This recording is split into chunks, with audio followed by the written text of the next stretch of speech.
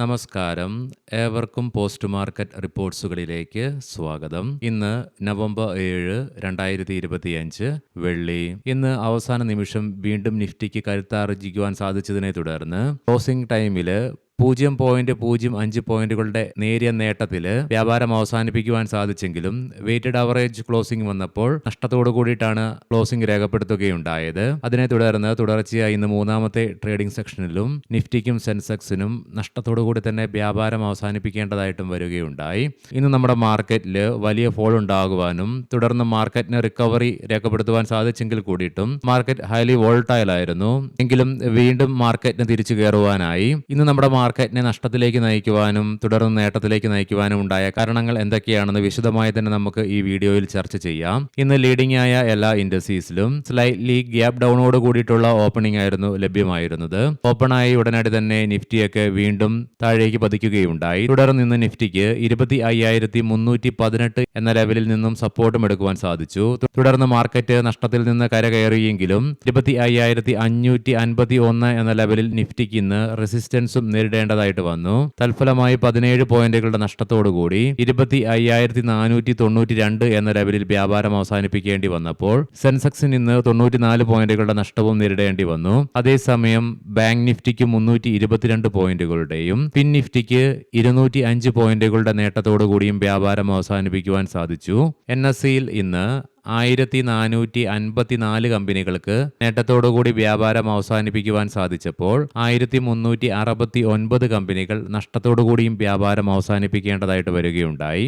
ഇന്ന് sector wise നോക്കുമ്പോൾ metal ഇൻഡെക്സിന് 1.4% നേട്ടം കൈവരിക്കുവാൻ സാധിച്ചപ്പോൾ കൺസ്യൂമർ ഡ്യൂറബിൾസ്, FMCG, ടെലകോം തുടങ്ങിയ മേഖലകൾക്ക് 0.5% നഷ്ടവും നേരിടേണ്ടതായിട്ട് വന്നു. അതേസമയം ഇന്ന് ബോർഡർ മാർക്കറ്റ്സിൽ BSE മിഡ് ക്യാപ്പിനും സ്മോൾ ക്യാപ്പിനും നേരിയ നേട്ടത്തോടുകൂടി തന്നെ വ്യാപാരം അവസാനിപ്പിക്കുവാനുമായി Shriram finance, Adani enterprises, Tata steel, Bajaj finance, HDFC life തുടങ്ങിയ സ്റ്റോക്കുകൾ ഇന്ന് നിഫ്റ്റിയിൽ നേട്ടം കൈവരിച്ചപ്പോൾ Bharti Airtel, Tata consumer, Apollo hospitals, tech Mahindra, InterGlobe aviations തുടങ്ങിയ സ്റ്റോക്കുകൾക്ക് നഷ്ടവും നേരിടേണ്ടതായിട്ട് വരികയുണ്ടായി. ഇന്ന് ഇന്ത്യൻ രൂപ മാർക്കറ്റിന്റെ ആദ്യഘട്ടത്തിൽ അമേരിക്കൻ ഡോളറിനെതിരെ അതിശക്തമായ ഇടിവ് നേരിട്ടെങ്കിൽ കൂടിയിട്ടും പിന്നീട് ഇന്ത്യൻ രൂപയ്ക്ക് ശക്തി ആർജിക്കുവാനും സാധിക്കുകയുണ്ടായി. തുടർന്ന് ഇന്നലത്തെ ക്ലോസിംഗിൽ നിന്നും ആകെ 4 പൈസയുടെ നഷ്ടത്തോടുകൂടി 88.66 എന്ന നിലയിലാണ് വ്യാപാരവും അവസാനിപ്പിക്കുകയുണ്ടായത്. 2025 ഗ്ലോബൽ ലീഡർഷിപ്പ് സമ്മിറ്റില് സെബിയുടെ നിലവിലെ ചെയർപേഴ്സണായ തുഹിൽ കാന്ത പാണ്ഡെ പ്രസ്താവിക്കുകയുണ്ടായി. ഇന്ത്യയുടെ വികസിത് ഭാരത് ദർശനത്തിന് മൂലധന വിപണികൾ പ്രധാനമാണെന്ന് അദ്ദേഹം അഭിപ്രായപ്പെടുകയുണ്ടായി. അതുകൂടാതെ ഷോർട്ട് സെല്ലിങ്ങും SLBM സംവിധാനം അവലോകനം ചെയ്യുന്നതിനായിട്ട് സെബി ഉടൻ തന്നെ ഒരു വർക്കിംഗ് ഗ്രൂപ്പ് രൂപീകരിക്കുമെന്നും അദ്ദേഹം പ്രസ്താവിക്കുകയുണ്ടായി. ഇതിനു പുറമെ പ്രതിവാര F&O നടക്കുമെന്നാണ് നിലവിലത്തെ ഉറപ്പെന്നുള്ള പ്രഖ്യാപനവും അദ്ദേഹത്തിന്റെ ഭാഗത്ത് നിന്ന് വരികയുണ്ടായി. ഇതിനെ തുടർന്ന് ഇന്ന് BSE സ്റ്റോക്കും 3.5% ഇൻട്രാഡേ ബേസിസിൽ ഉയർച്ചയും രേഖപ്പെടുത്തുകയുണ്ടായി.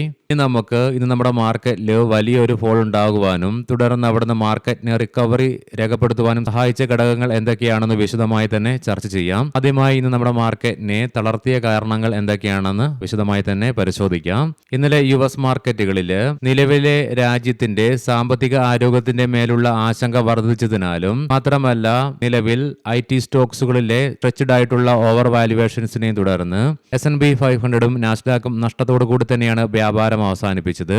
അതുകൂടാതെ ഡോ ജോൺസ് ഫ്യൂച്ചറും ഇന്ന് പല ഘട്ടങ്ങളിലും നഷ്ടത്തിൽ വ്യാപാരം തുടരുകയുണ്ടായി. ഇതിനു പുറമെ ഇന്ന് 3 യൂറോപ്യൻ മാർക്കറ്റ്സുകളും നഷ്ടത്തിലാണ് വ്യാപാരത്തിൽ തുടർന്നതും. ഏഷ്യൻ മാർക്കറ്റ്സിലാകെ ഇന്ന് സിംഗപ്പൂർ, ഇന്തോനേഷ്യൻ മാർക്കറ്റുകൾ ഒഴികെ ബാക്കി എല്ലാ മാർക്കറ്റുകളും നഷ്ടത്തോടു കൂടി തന്നെയാണ് വ്യാപാരത്തിൽ തുടർന്നതും അവസാനിപ്പിക്കുകയും ഉണ്ടായത്.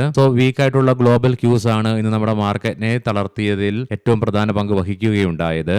തുടർച്ചയായി ഇന്നലെയും ഇന്ത്യൻ ക്യാഷ് മാർക്കറ്റിൽ വിദേശ ധനകാര്യ സ്ഥാപനങ്ങൾ സെല്ലിംഗ് തുടരുകയുണ്ടായെങ്കിലും സെല്ലിംഗിന്റെ ആക്കം കൂട്ടുകയുണ്ടായി. ഇന്ന് ബ്രന്റ് ക്രൂഡിന്റെ വിലയിൽ 1%-ലേറെയും ക്രൂഡ് ഓയിലിന്റെ വിലയിൽ 1.5%-അടുത്തും ഉയർച്ച രേഖപ്പെടുത്തുകയുണ്ടായി. അതുകൊണ്ട് തന്നെ ഇന്ന് ബ്രന്റ് ക്രൂഡിന്റെയും ക്രൂഡ് ഓയിലിന്റെയും വിലയിലുണ്ടായ ഉയർച്ചയും നമ്മുടെ മാർക്കറ്റിനെ തളർത്തുവാൻ പ്രധാന പങ്ക് വഹിക്കുകയുണ്ടായി. ഒരാഴ്ചയിലേറെ കാലമായി ഇന്ത്യൻ മാർക്കറ്റ് നേരിട്ടുകൊണ്ടിരിക്കുന്ന ഏറ്റവും വലിയ പ്രശ്നമാണ് പ്രോഫിറ്റ് ബുക്കിംഗ്. ഇന്നും പ്രോഫിറ്റ് ബുക്കിംഗ് പല മേഖലകളിലും പ്രകടമായിരുന്നു. സോ പ്രോഫിറ്റ് ബുക്കിംഗും ഇന്ന് നമ്മുടെ മാർക്കറ്റിനെ മോശമായി തന്നെ ബാധിച്ചു. അതുകൂടാതെ ഇന്നൊരു ഘട്ടത്തിൽ ഇന്ത്യൻ രൂപ അമേരിക്കൻ ഡോളറിനെതിരെ ശക്തമായ ഇടിവ് നേരിടേണ്ടതായിട്ട് വരികയുണ്ടായി. പിന്നീട് നേട്ടം കൈവരിക്കുവാൻ സാധിച്ചെങ്കിൽ കൂടിയിട്ടും സോ ഇന്നൊരു ഘട്ടത്തിൽ ഇന്ത്യൻ രൂപയ്ക്ക് നേരിടേണ്ടി വന്ന തിരിച്ചടിയും നമ്മുടെ മാർക്കറ്റിനും മോശമായി തന്നെ ബാധിച്ചു. ഇനി നമുക്ക് ഇന്ന് നമ്മുടെ മാർക്കറ്റിനെ വലിയ ഒരു ഫോളിൽ നിന്നും കരകയറ്റിക്കൊണ്ട് ഫ്ലാറ്റ് ആയിട്ടുള്ള ക്ലോസിംഗിന് ഇടയാക്കിയ കാരണങ്ങൾ എന്തൊക്കെയാണെന്ന് വിശദമായി തന്നെ ചർച്ച ചെയ്യാം. ഇന്ന് രാവിലെ നമ്മൾ പ്രീ മാർക്കറ്റ് റിപ്പോർട്ടിൽ കണ്ടു, ഇന്ന് വെളുപ്പിനെ US പ്രസിഡന്റ് ഭാഗത്ത് നിന്നും ഇന്ത്യക്ക് അനുകൂലമായി വന്ന സ്റ്റേറ്റ്മെന്റ്.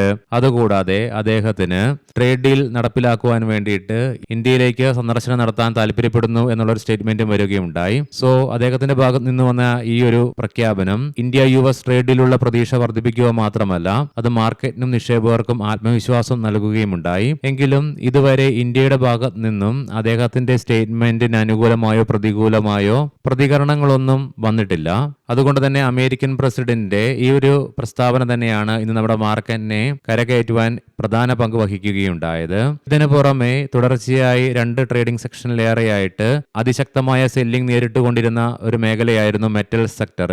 അതുകൂടാതെ ഇന്നലെ ബാങ്കിംഗ് ഫിനാൻഷ്യൽ മേഖലകളിലും അതിശക്തമായ പ്രോഫിറ്റ് ബുക്കിംഗ് ദൃശ്യമായിരുന്നു. എന്നാൽ റീസെന്റായി വന്ന കറക്ഷൻസ് മൂലം നിക്ഷേപകര് ഇന്ന് ഈ 3 മേഖലകളിലും, അതായത് ബാങ്കിംഗ്, ഫിനാൻഷ്യൽ, മെറ്റൽ സെക്ടറുകളിൽ വാല്യൂ ബൈയിങ്ങിനായിട്ടുള്ള ഓപ്പർച്യൂണിറ്റി ആയിട്ട് കണ്ടുകൊണ്ട് അതിശക്തമായ ബൈയിങ് നടത്തുകയുണ്ടായി. തൽഫലമായി ഇന്ന് നമ്മൾ കണ്ടു നിഫ്റ്റി ബാങ്കിനും ഫിൻനിഫ്റ്റിക്കും നേട്ടത്തോടു കൂടി തന്നെ വ്യാപാരം അവസാനിപ്പിക്കുവാൻ സാധിച്ചു. അതുകൂടാതെ ഇന്ന് നിഫ്റ്റി മെറ്റലിന് 1.5% നേട്ടത്തോടു കൂടി തന്നെ വ്യാപാരം അവസാനിപ്പിക്കുവാനുമായി. ഇനി നമുക്ക് ഇന്നത്തെ പ്രധാനപ്പെട്ട സ്റ്റോക്കിംഗ് ന്യൂസുകളിലേക്ക് പ്രവേശിക്കാം. മുൻകൂട്ടി ഓർമ്മിപ്പിച്ചുകൊള്ളട്ടെ, ഇത് ഒരു ബൈ ഓർ സെൽ റെക്കമെൻഡേഷൻ അല്ല. പറയാൻ പോകുന്ന റിസൾട്ടുകളൊക്കെ quarter two year on year ബേസിസിലാണ്. പെൻഗീസ് കഴിഞ്ഞ വർഷം ഇതേ ക്വാർട്ടറിൽ 7.76 കോടി രൂപ പ്രോഫിറ്റ് റിപ്പോർട്ട് ചെയ്ത കമ്പനി ഇത്തവണ 26.5 കോടി രൂപയുടെ നഷ്ടമാണ് റിപ്പോർട്ട് ചെയ്യപ്പെടുകയുണ്ടായത്. അതേസമയം റവന്യൂ ഫ്രം ഓപ്പറേഷൻസിൽ 3% വർധനവും രേഖപ്പെടുത്തി. BHEL ഒഡീഷയിൽ 800 മെഗാവാട്ട് യൂണിറ്റ് സ്ഥാപിക്കുന്നതിനായിട്ട് NTPCയിൽ നിന്ന് 6,650 കോടി രൂപയുടെ ഓർഡർ കമ്പനിക്ക് ലഭിച്ചു എന്നുള്ള വാർത്തകൾ.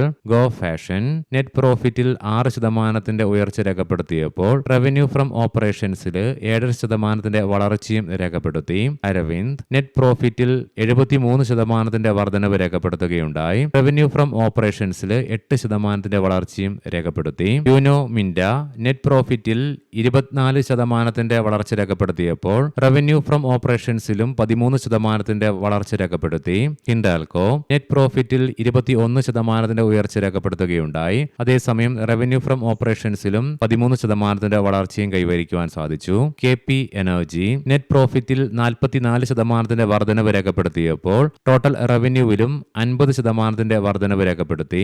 ഏവർക്കും നല്ല ഒരു വീക്കെൻഡ് ആശംസിക്കുന്നു. ഞായറാഴ്ച ഉച്ചയ്ക്ക് മാർക്കറ്റ് ഔട്ട്ലുക്ക് വീഡിയോയുമായി കണ്ടുമുട്ടാം. നന്ദി, നമസ്കാരം.